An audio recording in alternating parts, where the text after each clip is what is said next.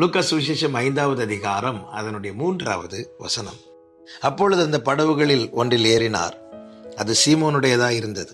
அதை கரையிலிருந்து சற்றே தள்ளும்படி அவனை கேட்டுக்கொண்டு அந்த படவில் உட்கார்ந்து ஜனங்களுக்கு போதகம் பண்ணினார். கர்த்தருடைய பரிசுத்த நாமத்திற்கு மகிமை உண்டாவதாக. கெனசரேத் கடற்கரை அருகே ஆண்டவராகிய இயேசு கிறிஸ்து நின்றபோது திரளான ஜனங்கள் தேவ வசனத்தை கேட்கும்படி அவரிடத்தில் வருகிறார்கள்.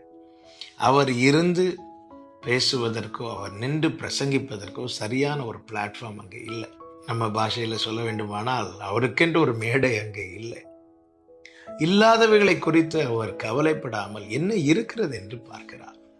அப்பொழுது சீமோனுடைய படகு இருக்கிறதை பார்க்கிறார். சீமோனிடத்தில் கேட்டுக்கொண்டு அந்த படகிலே உட்கார்ந்து அவர் போதகம் பண்ணுகிறார்.